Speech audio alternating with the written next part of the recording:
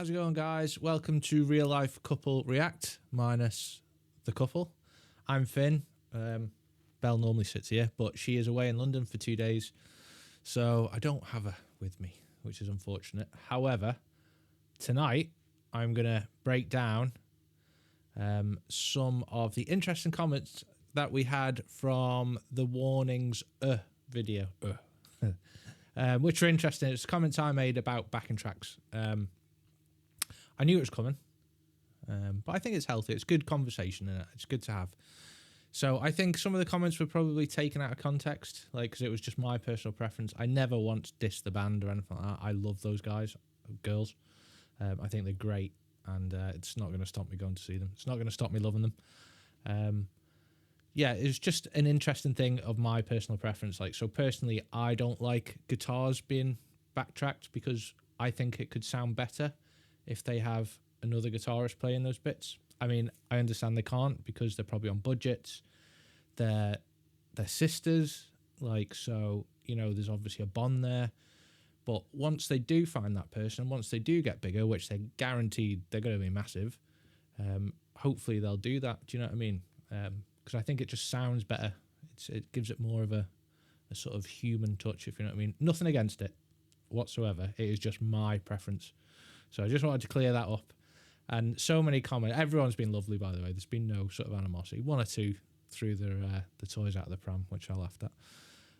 But healthy conversation is good, especially between a fan base. I'm all over that.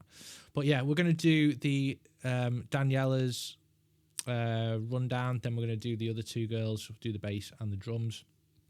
I'll do those in separate videos, but I will release them tonight because so many guys and girls have commented saying to do it.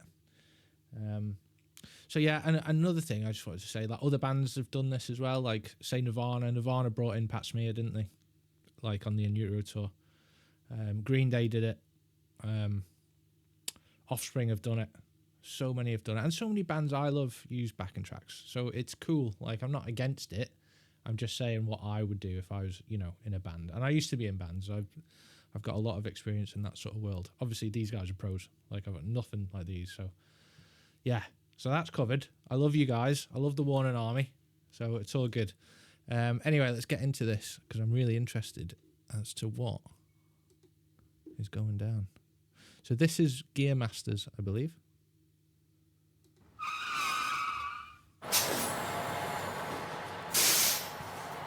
And this is Fonty. Hey everybody, I'm Dani from The Warning. I'm the guitar player and singer of the band. We're super excited to be headed out on tour, promoting our newest single, which is called More. Go ahead and listen to it. And today, I'm gonna be taking you through one of my guitars. Well, a lot of them. But first, this amazing PRS guitar. She's my baby. This is a custom 2408 guitar. She was my first PRS guitar, and I completely fell in love with her during the pandemic. I was kind of like in this like dating sense in guitars. I was really trying to find out where I was the most comfortable, and I found... Yay, I've learned the click technique. First of all, she sounds so lovely. She's such, like, got nice, you know, sort of a nice aura about her, good personality. I like PRSs, Paul Reed Smiths. I've never actually played on one. A friend of mine who got signed, he's quite a big blues artist. His name's Davey Knowles. I kind of grew up with him. Fantastic guitar player. He ended up getting signed with PRS, so he's got a few. I may actually have to send him a message one day. I think he lives in America now anyway. But yeah, anyway, PRS, love him. I love that she's got, is that Dani on the headstock there? That's pretty cool, where the truss rod goes. It's right here with this beautiful baby. I take her everywhere. She's been with me through a lot of tours. And this is like my main go-to guitar, which is super cool because if you see here, we have, this is like the cool thing about the custom 2408. We have the split coils, which you can have different combinations of pickups between all the different settings. We have this double switch here, and I did a little bit of modification. This is really new, but look at this. If I click on this switch, we get some LED lights in here for when everything goes dark. I will not lose my way. It's just very, very cool. You know, even though we're... Yeah, so in regards to that, yeah, when you're on stage, everything is so black, especially when songs finish. You guys know yourself after watching bands. So it must be so hard for these musicians to know where they're going, especially if they've got cues and stuff like that. So yeah, that's awesome. I like that. Now, in regards to the switches there, so there's pickups there. So if you know much about this, what they're doing there is different pickups pick up different sections on the bridge for a different sound. So the further down it gets, the more tinnier it is, if you know what I mean. It's very tinny. Now, on some guitars, you can have different pickups selected to give different mixes of sounds. So that's what she's done there, which is pretty cool. It's awesome. Some only give you like 3 or 4 settings, normally 3. But obviously she's got a lot there, which is mega cool. Anyway, let's go. You know, even though we're a super rock and roll band, most of my the tunings of the songs are in E standard. I usually go all the way in tone, all the way in volume, because I'm the only guitar on stage, so I want to be as loud and as clear as possible. Also with the bridge pickups. And here, I really like to use both my humbuckers to like the most I can, right? I have some parts with cleans that I will go up here, but usually I just leave it like that. I like to play that with that more around in the studio, but for live purposes, that's usually where I just like go all out. For the strings, I use 1046. These are the Daddio strings, NYXL. And yeah, they're thinner strings because I have a tiny hand, but it's all good. They rock just as hard. So yeah, those are the strings that I use. So I really hope I don't cry when I tell you the story about this guitar. So this is the Gibson Explorer that was gifted to me last year by one of my idols, Lizzie Hale. So you guys have told me about this in the comments a lot. So that was gifted to her by, yeah, the goddess herself, which is awesome. That's such a lovely guitar, isn't it? Like the Gibson Explorer. I remember seeing the Foo Fighters. I think it was 2001 or 2 at the Manchester Apollo, and Dave Grohl used to play Explorers back then. Now he managed to snap the guitar because a member of the crowd was having a fight with one of the bouncers, and Dave got involved, and the guitar ended up getting fully smashed. And it was this color, and it was a Gibson Explorer, which is a lot of money. So yeah, that's a little Gibson Explorer story for you. It's an incredible story because I was waiting for a guitar change from my guitar tech mid-show, and then I realized that he comes to take my guitar but he doesn't give me anything back, and I was just like, oh my god, what's happening? And then before I knew it, Lizzie Hill comes running on stage with this guitar and just like hands it to me. I was like, you're kidding. I thought she was lending me one of her guitars because it looks like really, really similar, but then after the show I was just like, I couldn't believe it, and she told me like, that is for you, and it was specifically made with the things that you like, your strings, the pickups, so nice. Which yes, I love. And honestly, I still can't believe it. I take it everywhere with me because one of the things that she says, like, it's for you, please rock as hard as you can with it, and that's what I plan to do. I use this guitar very much the same as I use my PRS guitar. The only difference in this is that I had to like get used to the size of it. The first day I played it, I already nicked it. Oh my god, it has some battle scars. I'm not used to the dimensions, but I love it. All right. Oh, I've got a lot of time for that. She is so lovely. I love her personality. And yeah, I think when it comes to guitars, I think they're supposed to be like used. You know, she mentions like war scars and stuff. If you ever watched like, any of the Gibson Garage episodes,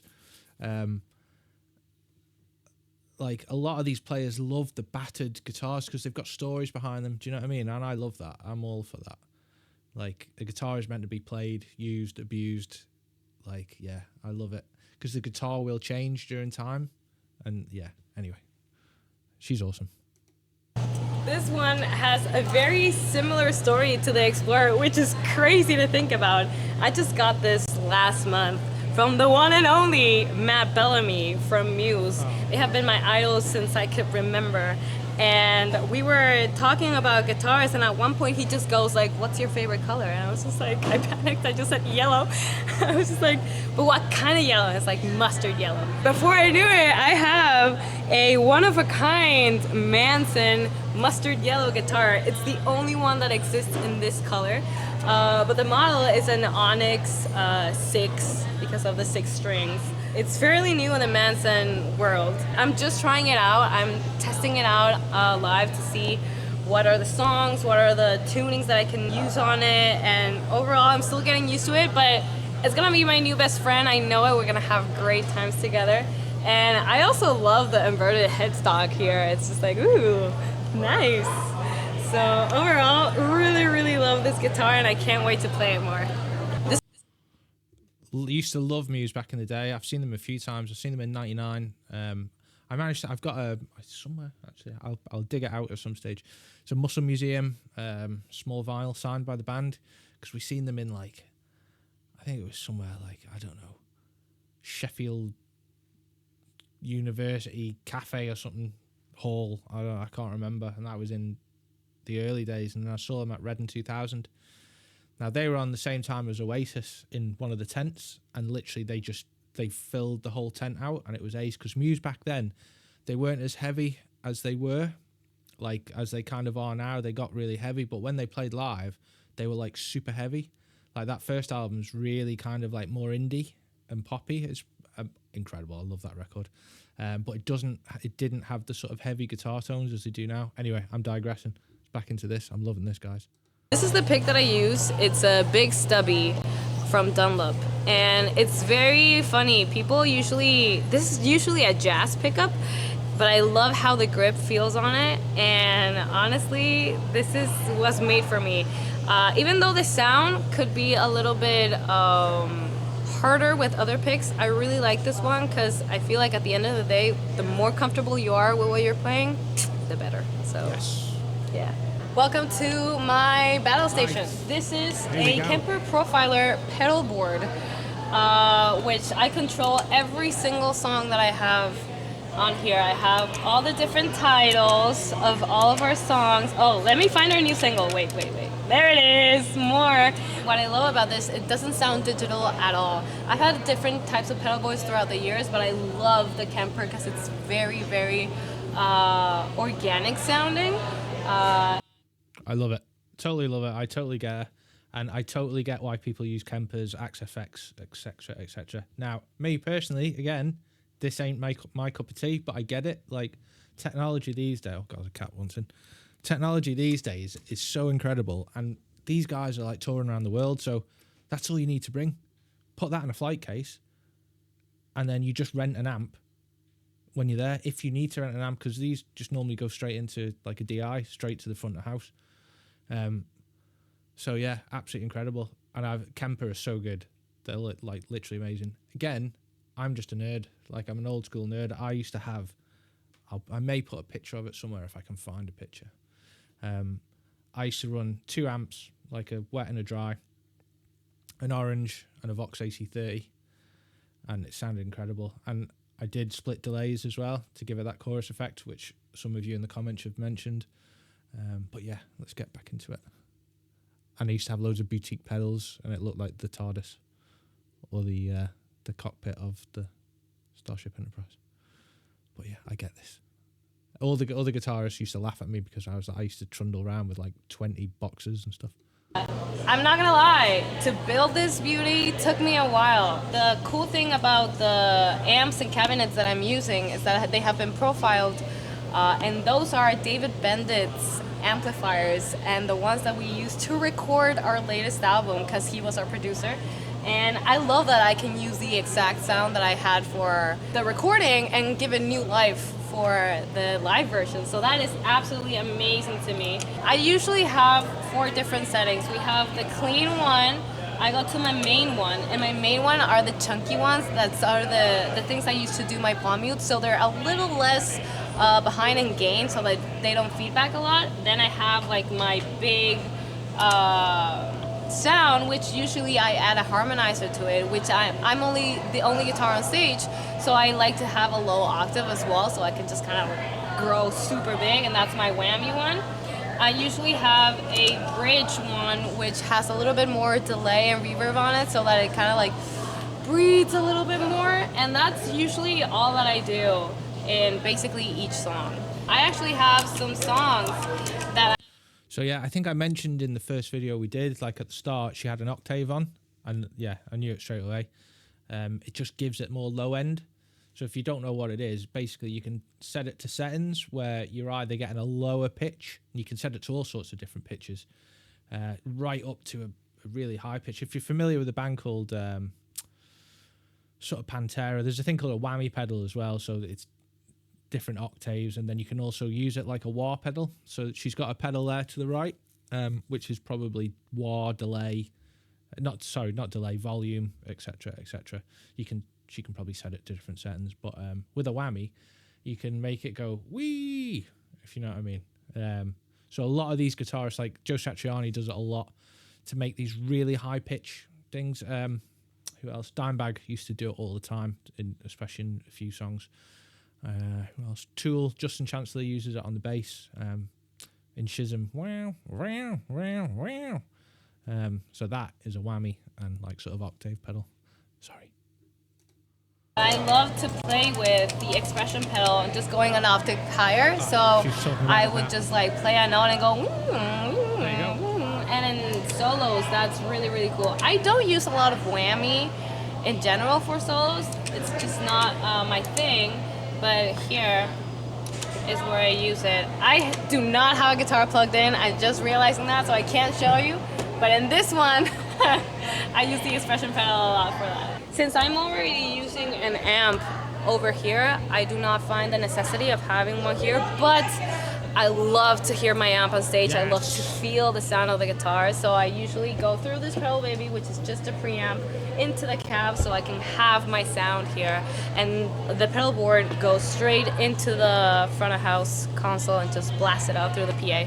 Thank you for watching, everybody. You can watch our content on The Warning Rock Band on Instagram, we're The Warning on Facebook, and everywhere else. So thank you so much, and keep on rocking. Oh, that was mega. I really enjoyed that. Yeah, what a lovely girl. So yeah, no, I really enjoyed that. Like, that was a good insight into her sort of rig, and how mobile is that? Like, that's all you need. You put that in a little box, and you could get on a plane with that, couldn't you, as hand luggage, and your guitar. So I totally get it. I'm just an old man, an old grumpy fart who is stuck in his ways in the analog world, even though all pedals and that are digital. But yeah, hopefully that cleared a few things up with you guys. I'm not anti everything. I just prefer it when things are done my way. But that ain't my band, is it? So I still love them. I'll still be going to see them. And there's even talk we're going to do a meet and greet now. But that's another story. But anyway, that was awesome. Really appreciate that. And thanks for watching. And smile. And don't kill me, Warning fans.